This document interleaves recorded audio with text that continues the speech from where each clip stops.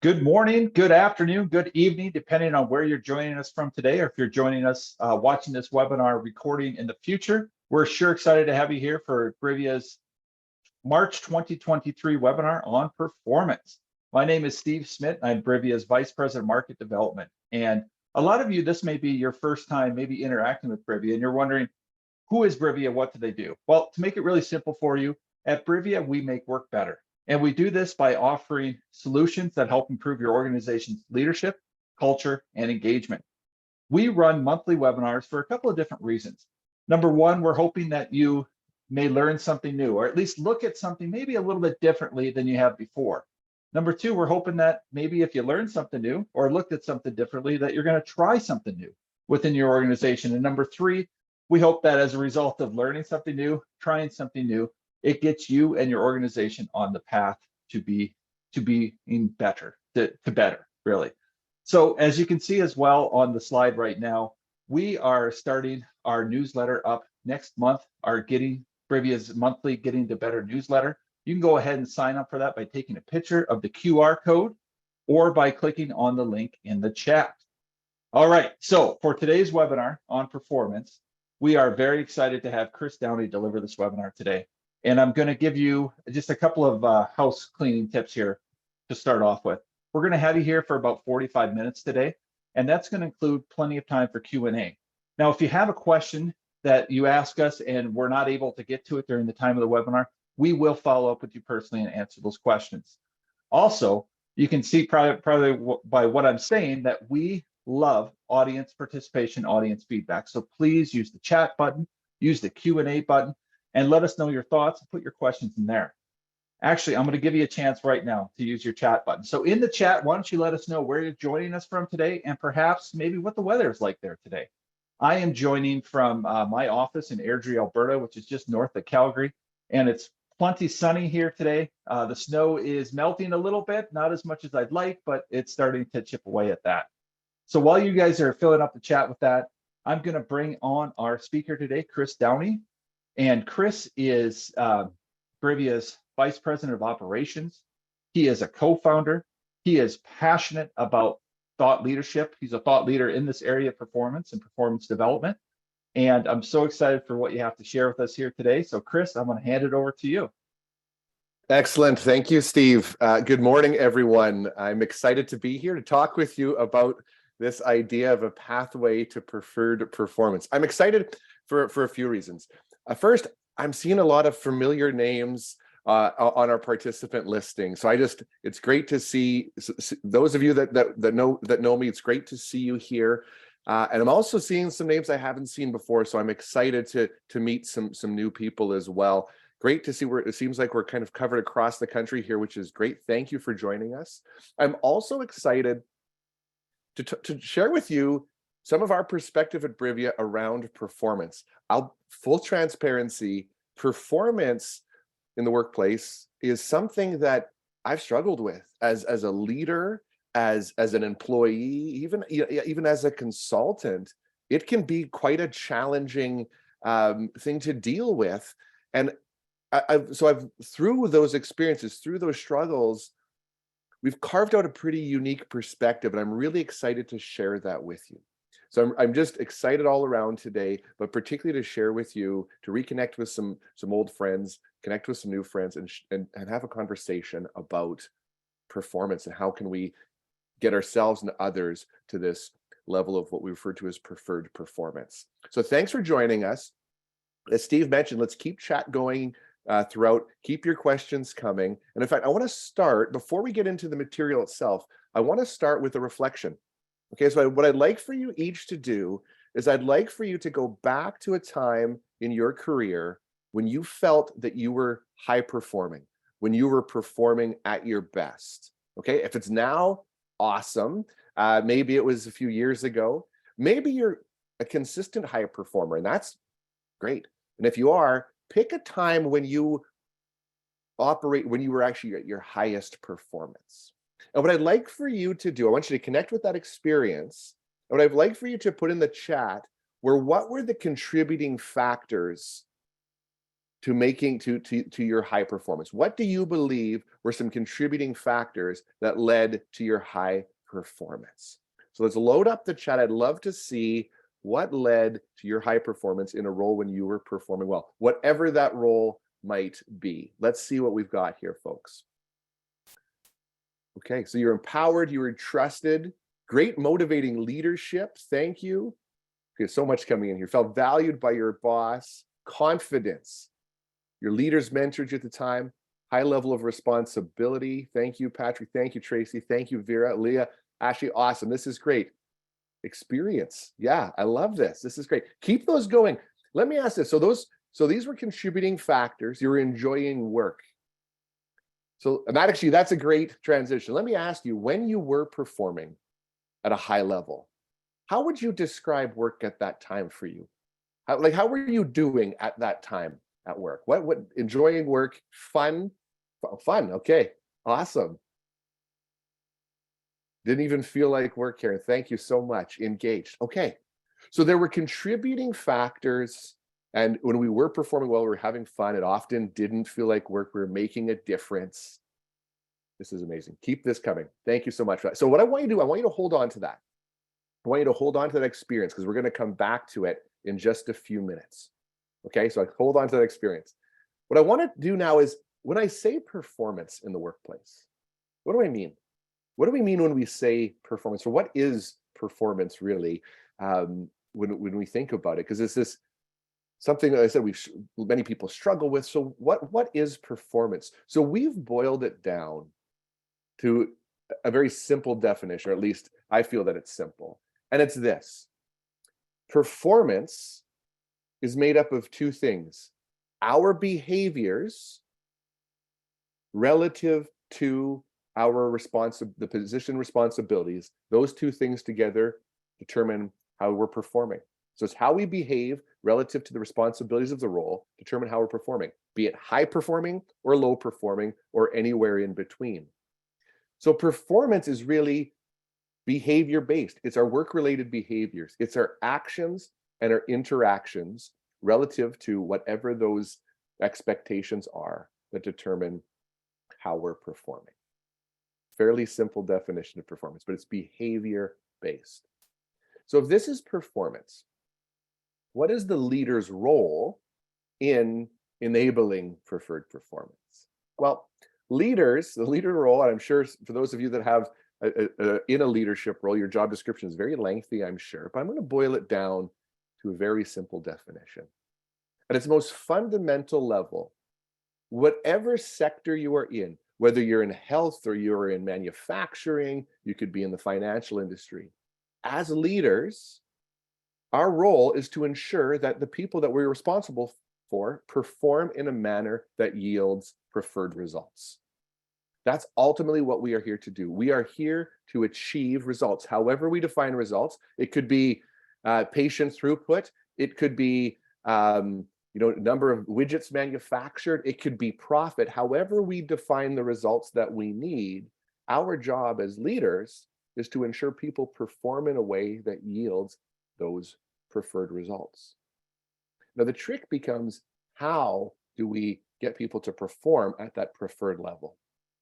Right? So when we really think about it, how do we ensure that people behave in ways relative to their responsibilities that attain this preferred level of performance? That's the trick. Now, it's easier said than done. I realize that.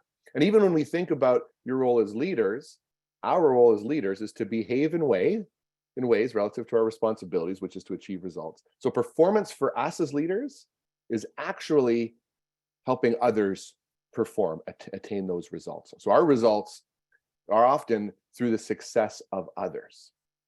So this is interesting. So for us as leaders, you're at a very unique position, a challenging position for sure, but leaders, particularly frontline leaders and mid-level leaders, but even leaders at all levels, whether it's CEO, like I mentioned, or frontline, stand at the intersection between the employees' needs and the organizational needs. In fact, you are the spot where they come together. And as leaders, what we need to do is ensure there's balance for both. So we have people coming into work with needs. They have some goals. We've hired them for their strengths. They even have their values at play. And they're coming into an organization that it too has goals, has needs, hopefully has values that you can stand on, and also has strengths. And as leaders, what we want to do is we want to make sure that they align and head in the same direction. In fact, if anything, we want to make sure that they connect. Because if we're not careful, organizational needs and employee needs can come together and there can be collision at times. So our responsibility as leaders is to ensure there is alignment so people are on that path forward. So if our role as leaders is to ensure that the people we're responsible for perform in a way that yields those preferred results, and we are at that intersection between the individual needs and the organizational needs, how do we get them on the pathway towards success? So I want to move into this now. Let's actually talk now about your responsibilities. Your role as leaders to achieve those results, but what are your responsibilities now as leaders? Well, there's lots of responsibilities. As I mentioned before, your job description is probably pretty lengthy, but there are two fundamental things that all leaders must, if we really want people to perform at a preferred level, we need to provide connection and clarity at an individual level and at a team level. Connection and clarity. Everything builds from here. So let's break these down. When I say connection, starts with this, demonstrating that we actually care about the individual that we're responsible for. We care about them as a person, as a contributor, as a team member. But connection's more than that. Connection is also helping people feel connected. How does their role fit in the bigger picture of the organization? Maybe in helping us achieve our mission or our vision, or even connection within the team. You know, our team context, maybe the larger team context. So that's connection. And clarity is clarity around what's expected, around goals, objectives, roles, responsibilities. So we need to provide clarity and connection. And we need to provide both. And one over the other, we actually need both at play. It starts with connection, but without clarity, we're not setting people up for success. And oftentimes you have leaders that are really good on the clarity side and not so good at the connection. It's the balance of both that are setting people up to be able to perform optimally. So let's actually talk about optimal performance. I want to share with you what we as all humans need to perform optimally, whether that's at work or in life, quite frankly. What I'm going to share with you now transcends work. This is just what we as humans need. Now I'm going to say this, for those that are repeat guests, which thank you for coming back, what I'm going to share with you, you have heard before. So if you've participated in any of Rivia's training, we worked together, even just come to our webinars, you've probably heard what I'm going to share in this piece now. If you're new, I want you to really pay close attention because this is fundamental. Everything builds from here. So humans, we are at our best when we experience what we refer to as the three great states. Now, before I go further, I want to share that the three great states are part of what we refer to as the core algorithm. And that's actually the work of our president, Steve DeGroot. Many of you are familiar with Steve, where Steve has an algorithm that's a framework for really optimizing human potential. And Steve has this sort of unique perspective and explains human behavior in a way that no one else really can. And Steve's actually in the process of writing a book called Getting to Better, where he's putting this framework and the algorithm together. So that more to come on that in probably fall time here. But what I want to share with you are three pieces of the framework because they are foundational. Humans are at our best when we experience safe, significant, and situated. Safe, significant, and situated. So I'm going to break these down for you. Safe, of course, is physically safe. It starts with that, but it's also emotionally safe. It's psychologically safe. There's been lots of talk about psychological safety in recent years, and that's very important. It's foundational, in fact. But it's the three great states goes beyond that. So we need more than just psychological safety and physical safety. We also need to know that we matter, that we're valued, that we're appreciated, that we're seen, that we're heard. That's significant. So as humans, we need to know that we matter. And situated is what's the purpose? What's our purpose? And when we say purpose, we don't mean what's our purpose on earth here. We mean what's the point? What am I here to do today? What am I here to do today? And what we know about humans is when humans are clear on what's expected of them, they know that they're valued, or that their contributions are valued, or their contributions are doing something meaningful, and that we feel we have a voice, we have supports. These are the conditions for us to do and be well. Let me ask you this question.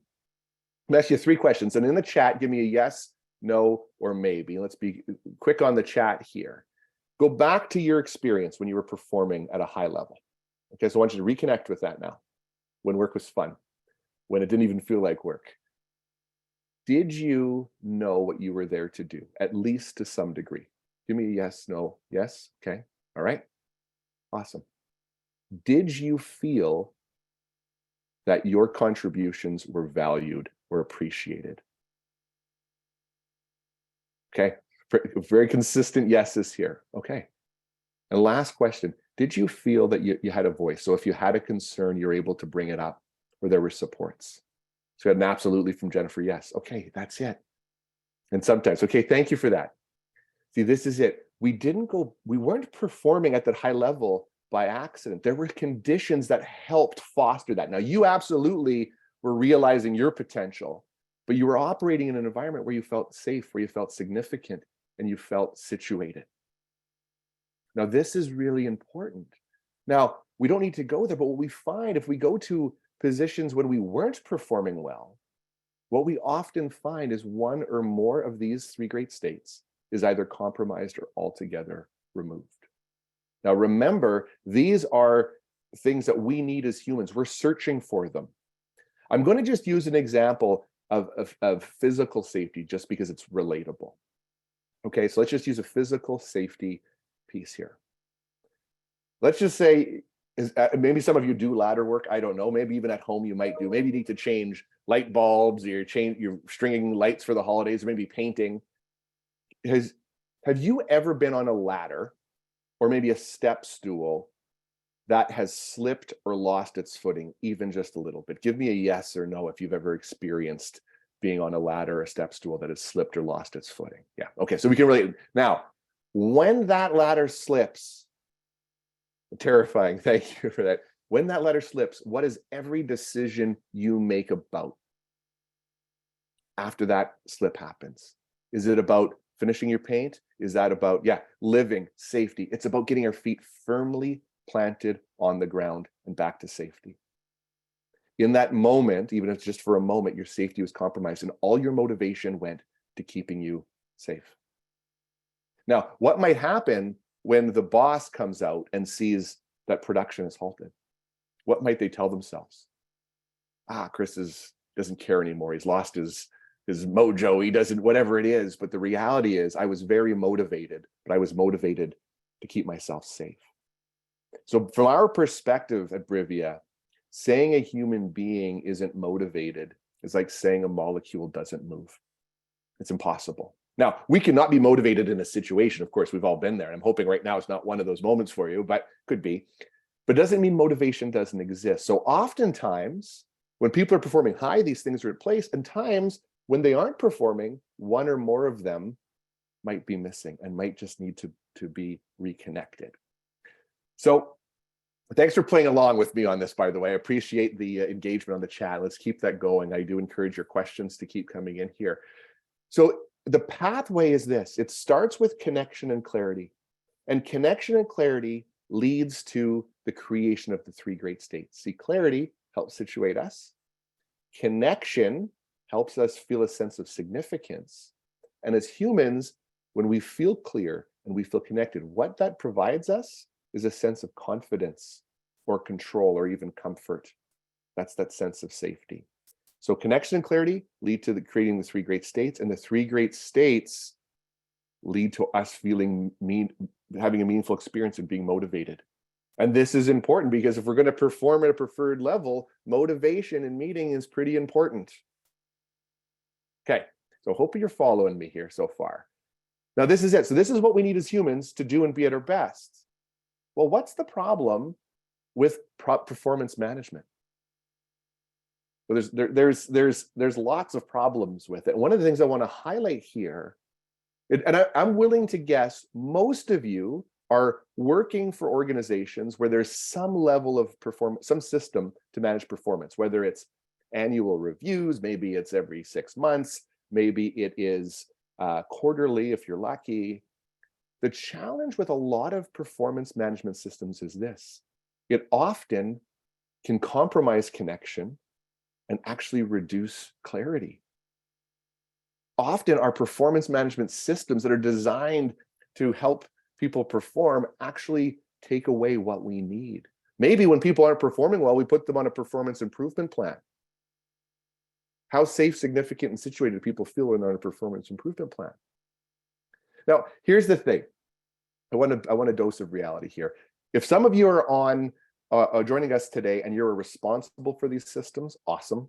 And I encourage you to take the 3 great states, overlay that on your system. And if your system supports them, great. If it doesn't, make modifications so it does. In fact, give us a call. We're happy. We do this work all of the time. Happy to work with you at a systematic level.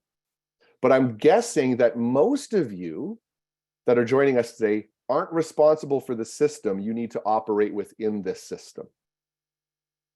And this is where everything I'm going to share with you from here on in is not about a system now. I'm going to talk with you about how you as leaders, given whatever your system is, can help put people on a pathway to preferred performance. In fact, your system could be there for good reason. Oftentimes it's linked to compensation, it might be linked to succession. So let's actually assume the system is there for good reasons.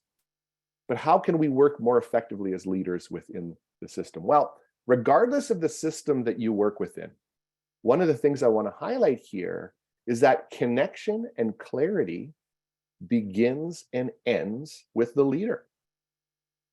So we're not talking about a system. What we're going to be talking about is the interactions within the system. And that's where connection and clarity ultimately live.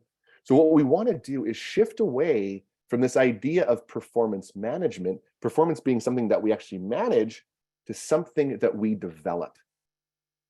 And we develop this through feedback on an ongoing basis. Performance development needs to start from the point of hire right through to the point of exit, for whatever reason that exiting might be. It could be retirement, it could be moving on to something else. It could be perhaps they are asked to leave, whatever it is. But performance development needs to be ongoing. So this is key. We need to shift away from managing performance to developing performance in a consistent and effective way. So let's talk about that. How do we assess performance? So independent of your system that you're in, how do we assess performance? I don't think what I just shared with you there would be a news flash for anybody. I think you're well aware that performance feedback is imperative to, long-term success. But how do we assess performance? How do we determine what feedback we need to provide?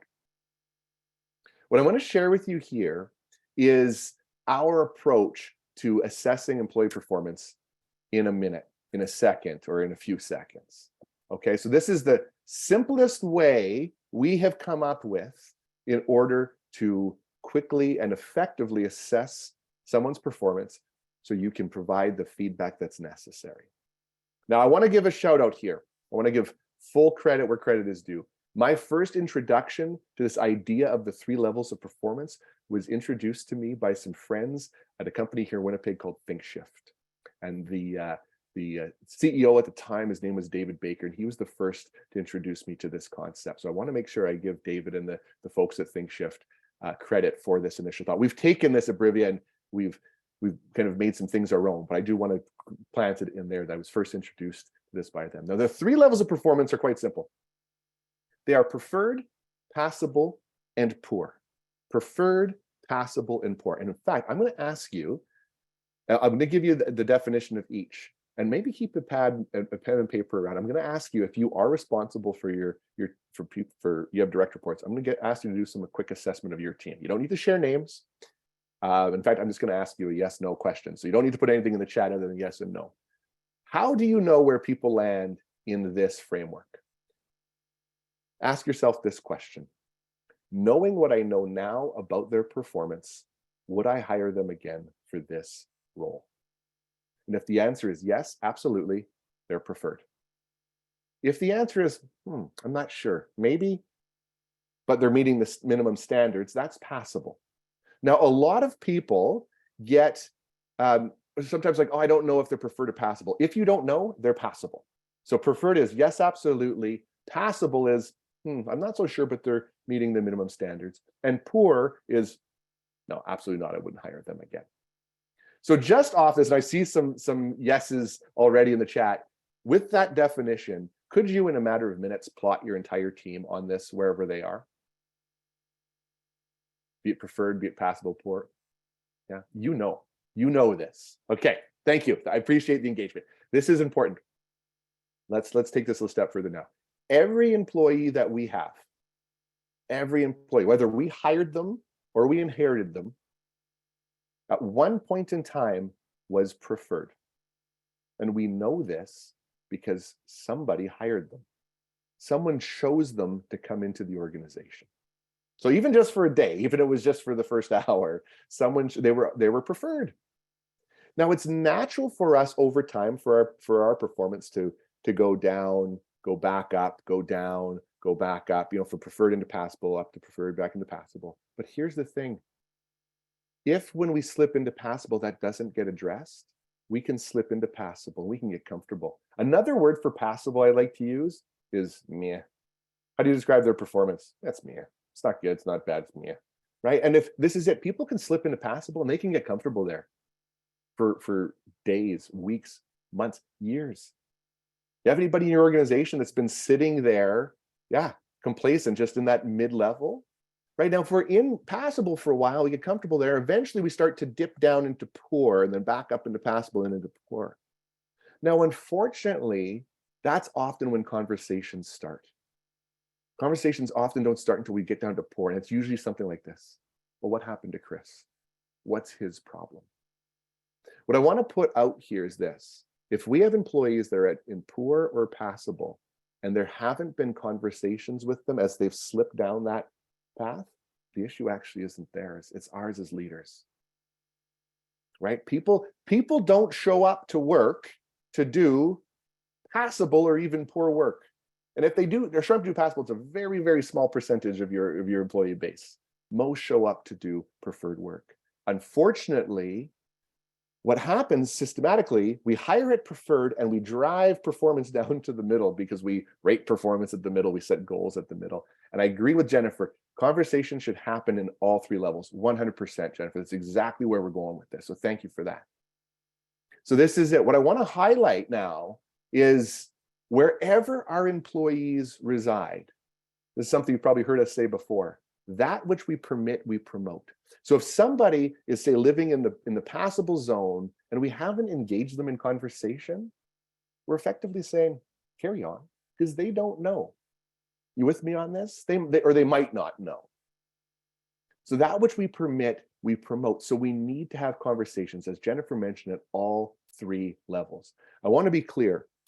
Asking yourself this question does not determine who should you keep and who should you fire. This is just about getting ourselves into the right frame of mind as to what feedback we need to provide. So here's my next question, and you don't need to put this in the chat. When you think back to your employees, maybe even pick one that's impassable. Just for a mental exercise, one that's impassable. Next question, what are they doing behaviorally that has them in that level? Now, when I say behaviorally, what behavior can you see? What are you actually observing? Right? So what is something that is concrete? I want to be very specific about this. A bad attitude isn't a behavior. A bad attitude is our interpretation of a behavior. It's our judgment of a behavior. What are they doing behaviorally that's giving you the impression they have a bad attitude, right? Another one we often hear is resistant to change.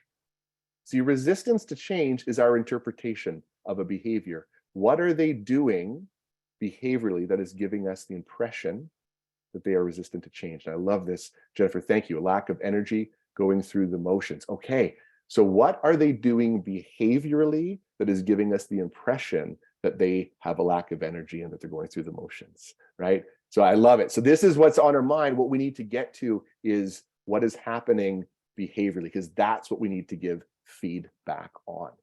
We can't give feedback on our interpretations, because that's all they are. They're our narrative about a behavior. It is a concern, though. We need to give that feedback. We're going to talk about that. One last question, though, before we move into the feedback piece. This is really important. Ask yourself this: do I believe this individual has the potential to be successful in this role? Do I believe they have the potential for operating at a preferred level in this role? And the reason I say that is this: our belief is in their abilities or their capabilities is directly linked to their ability to be successful in the role. If we believe they have the capabilities, we put the effort in, and the effort leads to the outcome. If we don't believe they have the capability or ability, all we will see are all the times they drop. We will just manifest our own, we'll just kind of prove our own theory. I knew they didn't have it. And I've been there. I've been there with employees before. This is important. Capability and competence are two different things.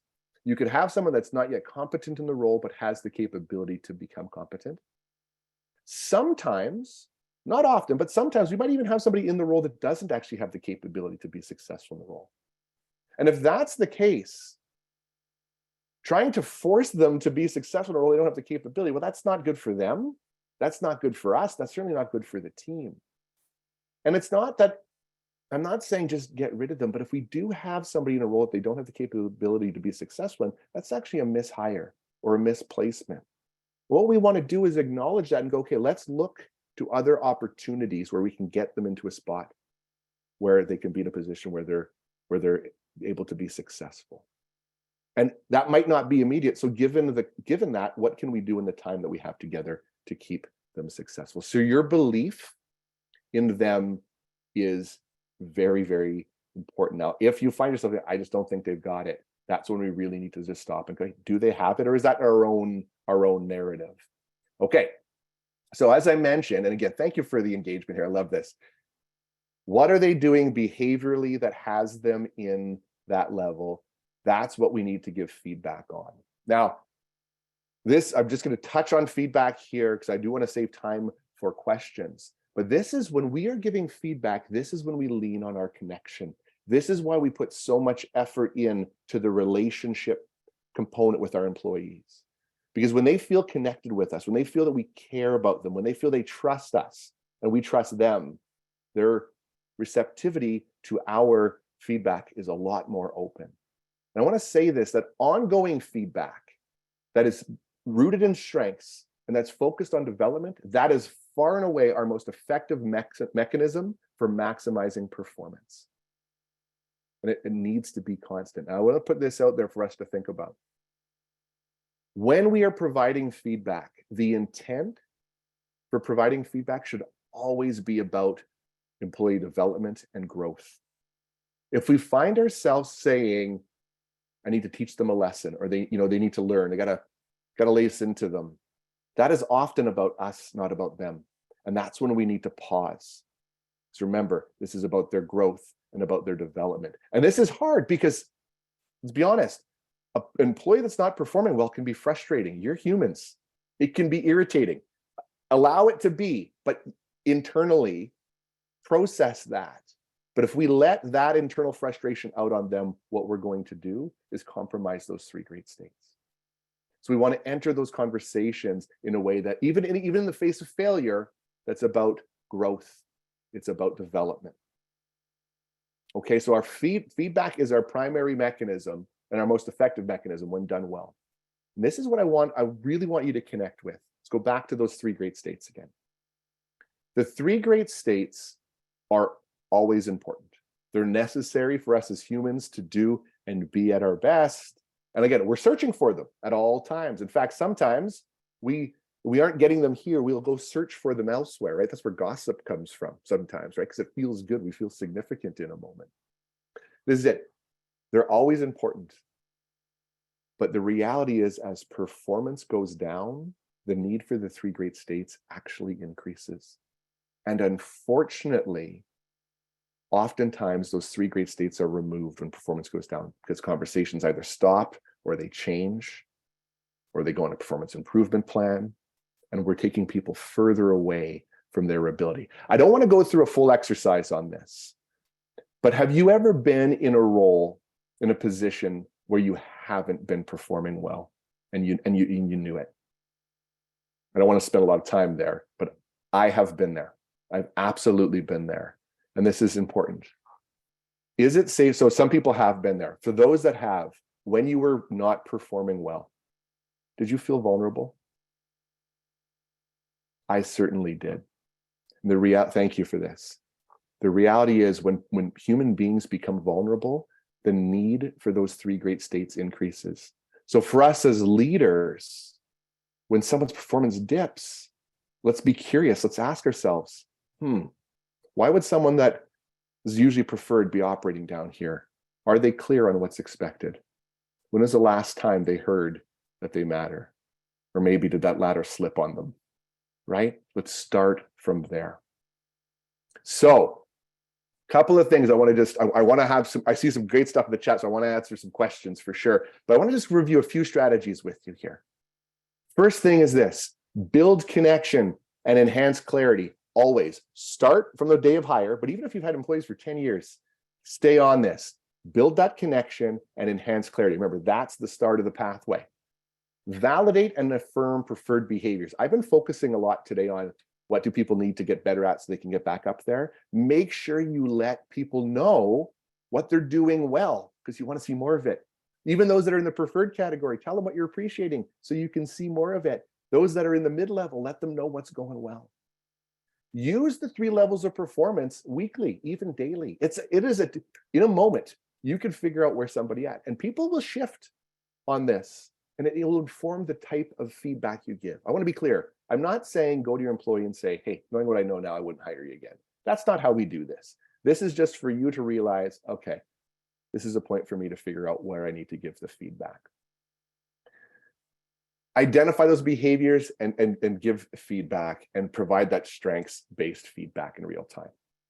Because here's what I want to close on, and I'm going to open it up for questions. There's a 4th level of performance, folks. And the 4th level of performance is this. I refer to it as prime. And prime, you know someone's operating at prime when you ask yourself this question: knowing what I know now about their performance, would I hire them again for this role? The answer is, I can't even find them in the market if I went looking. That's prime. So we want to hire at preferred, and through feedback, we elevate people to prime. And we elevate people to prime through feedback, through validation, and through support. And it's all rooted in those 3 great states. And connection and clarity is the pathway to those 3 great states. So that was a lot in a fairly short period of time. Steve, I'd love to hear. I saw some questions coming in the chat. I see some in the QA as well. Q&A. I'd love to hear what are we hearing out there, and how can I help? Awesome. Thanks, Chris. And folks, I just wanted to let you know too that we are providing a handout as a thank you for showing up for the webinar today. So I'm going to put that link in there, and that actually will help you go through that exercise that Chris just went with your team. So Chris, one question that came in with on the Q&A is, how do you support individuals when you are the leader for over 250 people on a team? So you're a leader with 250 direct reports. First of all, wow, that is an incredible amount of responsibility. I just want to acknowledge that. And sorry, just to clarify, 85 direct reports, but still, okay. Same question. Either way, same answer. Big team. 85. Yeah. What we're sharing here, ideally, you're providing to your direct reports, and your direct reports are providing down. So I want to just frame that out. So everything I've been talking about are the people that you're directly responsible for. 85 is challenging, and that's very uncommon. It does happen, but it's usually people are dealing with much smaller groups. Even with that, going back to connection and clarity, I would say to that individual, never miss an opportunity to connect, right? And a connection could just be this. You're walking through, maybe you're in a hospital. I'm just going to make an assumption, it might be there, and you see somebody. And you don't even have time to necessarily stop. You just say, hey, Steve, good to see you. I'm happy to see you. That's actually a connection in a moment. That actually tells them you see them. Or maybe you're walking to a meeting with them. Just ask them, how are they doing? Those are connections. Those little micro moments start to build connection. And one of the things we want to do is communicate out to people around the clarity piece. We want to the extent possible, provide clarity and create pathways that if you aren't clear, come see me. We want to make sure we can rectify that as soon as possible. So it takes a combination of both for sure. Never miss an opportunity to connect and create pathways where people that when they aren't clear can come to you in hopes to gain some clarity. And there's lots of help. In fact, I would encourage that individual to reach out to us. I'd be happy to talk to you. Pardon me, offline. There's lots of things that can be done. It is challenging though, but it can be done. So never miss an opportunity to connect, create pathways to clear up misunderstandings. Sorry, Steve, go ahead. Okay, great. Chris, another one came in. What tips do you have to remember your staff members' strengths and kind of those core needs that they have? Well, what tips? Well, a couple of things. Yeah. Honestly, take notes. I would say write this stuff down. And I mean, you'll make associations with your employees as you get to know them for sure. But honestly, when you do have a moment to sit down with them, take note and let them know. Say, you know what, this is important. If you don't mind, I'm just going to write some notes now. And do take notes on that when you hear needs, values, goals, strengths, because these are the things you're going to stand on when you come back. So my advice would be to actually take notes. I've got one right here, and it's filled with notes on coworkers, clients, all of that. I won't share it with you, but take notes. Awesome. All right, Chris, how about an organization that has constant change? How do they measure performance? Yeah, well, I'm guessing there's probably some here when I see some of the names, and I know there's some folks from health that are with us. That's pretty standard, isn't it? Right? Constant change. This is actually where the idea of the 3 levels of performance really comes in, because you're using that moment to moment. So let's just say a change gets thrown our way, and the way our employee that's normally super awesome isn't reacting well to it.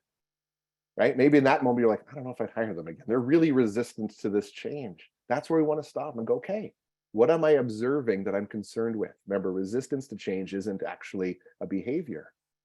What are they doing? And maybe it's they're usually vocal and now they're not, or they're not sharing their ideas. I would inquire. That's connection. But remember, if we're having that early on, it's not a performance management conversation. It's, hey, I noticed you've been quiet the last couple of meetings. Can you tell me about that? And maybe it's like, I'm a little bit concerned about the direction this is going. Okay, let's talk about your concerns. And this is where we stand on the strengths. Hear them out, and then highlight. You're an active member of the team. I really appreciate that. You stand on the strengths. Having your input at meetings is important. You hear me? So the 3 levels of performance can be used in any moment. So your change, this is where you can get out of your system and get right down to how, as a leader, am I feeling about their performance? Awesome.